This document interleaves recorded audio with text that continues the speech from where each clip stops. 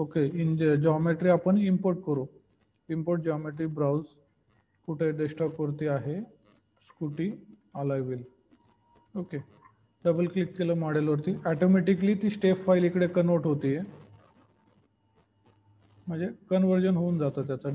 .htb file लागते ना आपल्याला, ती फक्त मी शोधली आणि इथे घेतली .htb file.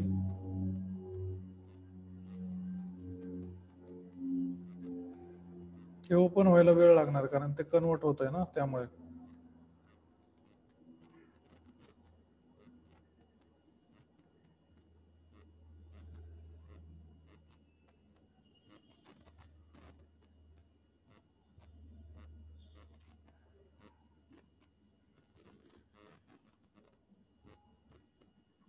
Okay,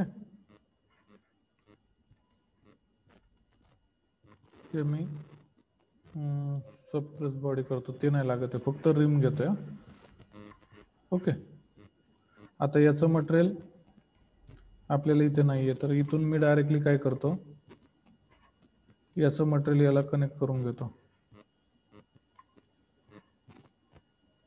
engineering data फक्त कनेक्ट केला, तर त्यामुळे इथे काय होणार आहे, तुम्हाला कॉम्पोनंटमध्ये गेलो, स्ट्रक्चरल स्टीलच्या ऐवजी क्लोज, परत रीड करावं लागेल हे.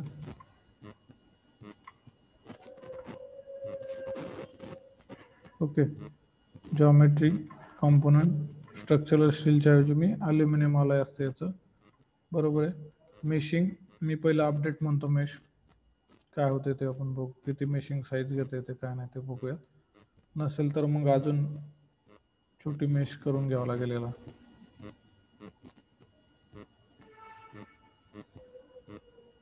हा फरक पडतो बघा, आपण कटियामधलं मॉडेल इम्पोर्ट जर केलं तर मेशिंगला याला त्याला खूप वेळ घेत होतो, कारण ते आता हे एवढं सोपं मॉडेल नाही ना, खूप काही ह्याच्यात एजेस वगैरे आहेत, तर त्यावेळेस त्याला मेशिंगला वगैरे खूप वेळ लागतो.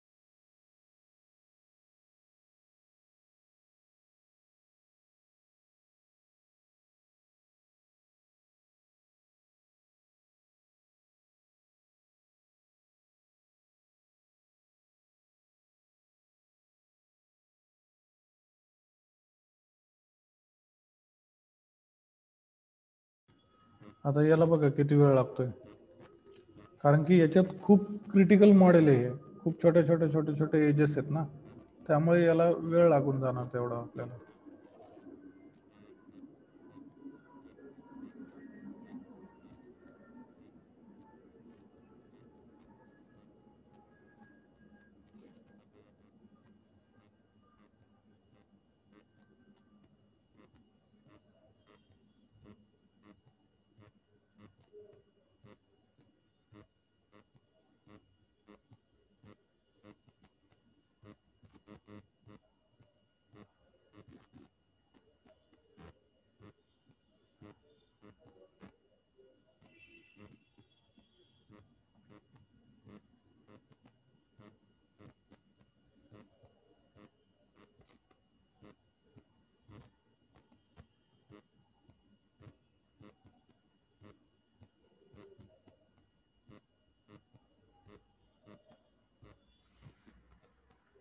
थोडं वेट करू आपण, नसेल तर मग थांबता येईल, थोडंसं वेट करतो मी.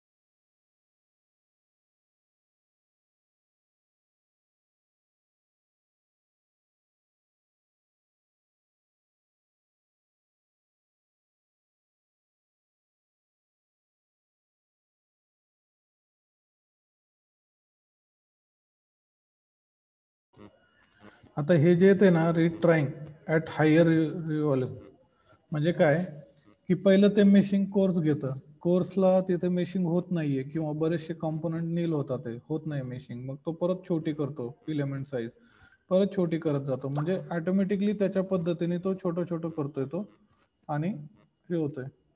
एक मिनिट.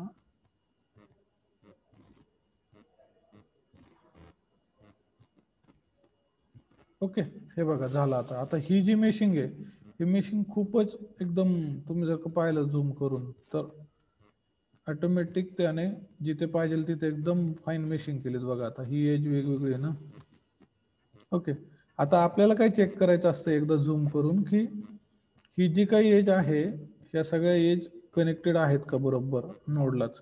असं नाही ना की भाई इथून निघून इथंच कुठेतरी कनेक्टेड आहे, असं जर का झालं तर मग इश्यू असतो नाही का त्याचा. तर तसं काही झालेलं नाही, एकदम व्यवस्थित त्याने मेशिंग केलेलं आहे. आता काय आपल्याला मॉडेलमध्ये आपल्याला फिक्स सपोर्ट कुठं असतो शक्यतो, याला सेंटरला असतो. मग मी याला टर्न करून घेतो. Okay, face. ओके, पूर्ण फेस कव्हर झालाय की नाही ते फक्त बघूयात आपण.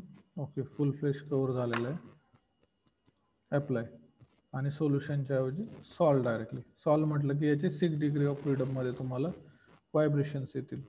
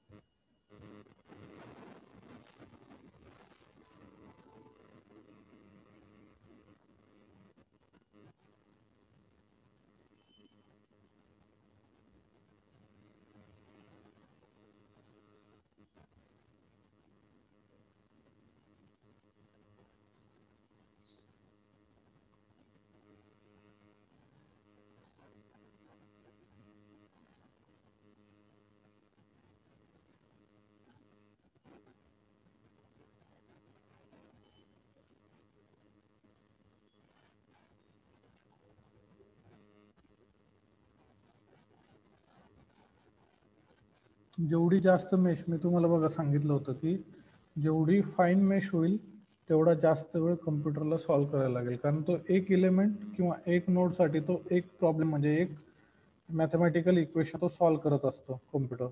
म्हणजे तुमचे नंबर ऑफ नोड्स आणि जेवढे नंबर ऑफ इलेमेंट्स वाढतील तेवढं तुमचं मॅथमॅटिकल सोल्युशन वाढतील, आणि जेवढे तुमचे मॅथमॅटिकल सोल्युशन वाढतील तेवढं तुमचं सॉल्विंग टाइम जास्त लागेल. आता मागच्या प्रॉब्लेममध्ये एकदम सिम्पल कॅन्टिलिव्हर बीम होता, एक साईडला सपोर्ट होता, त्यामुळे त्याने मेशिंग करताना पण एकदम कोर्स मेश केली, पण त्या कोर्स मेशमध्ये सुद्धा आपल्याला आउटपुट परफेक्ट येत आहे. पण इथे मात्र जॉमेट्री कॉम्प्लेक्स असल्यामुळे इथे काय होतं की तुम्हाला आउटपुट यायला वेळ लागतोय. का? कारण की नंबर ऑफ नोड्स आणि नंबर ऑफ एलिमेंट जास्त आहेत. जेवढे जास्त तेवढं ते हायरला जाणार तुमचं सोल्युशन, म्हणजे वेळ जास्त घेणार आहे, रन टाइम जास्त राहणार.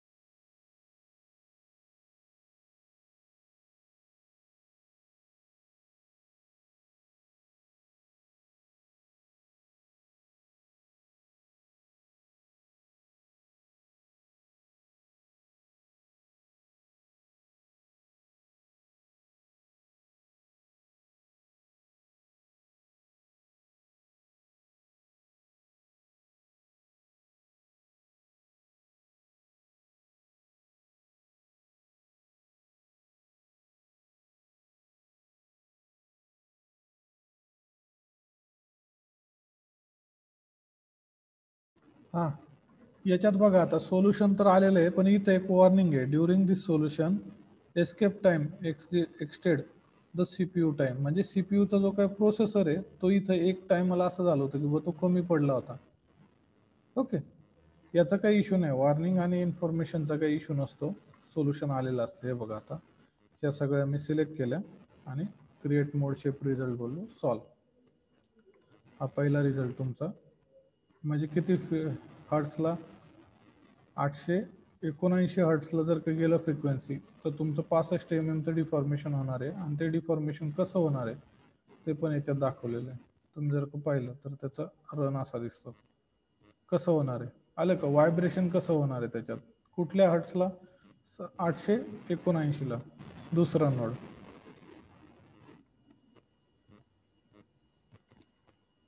सिक्स नोड जर का बघितला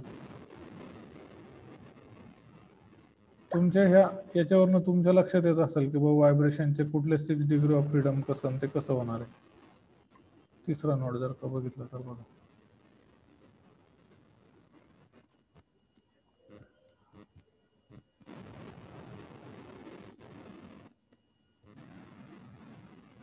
लक्षात, हे 6 डिग्री ऑफ फ्रीडमचे 6 नोड ऑफ व्हायब्रेशन आहेत.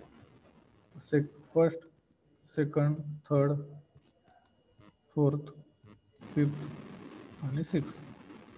ओके, हे तुमचे व्हायब्रेशन. याचा अर्थ काय झाला, ज्या गाडीला हे आला व्हील बसणार आहे तिची इंजिनची फ्रिक्वेन्सी 879च्या वरती नको जायला. 879च्या वरती इंजिनची फ्रिक्वेन्सी जर का गेली तर त्या फ्रिक्वेन्सीला ही फ्रिक्वेन्सी मॅच होईल आणि हे ब्रेकडाऊन होणार हे पार्ट. ओके, 65 mm डिफॉर्मेशन घेऊन तो पार्ट ब्रेकडाऊन होईल, असं याचं सिम्पली मिनिंग झालं. ओके, आलं लक्षात?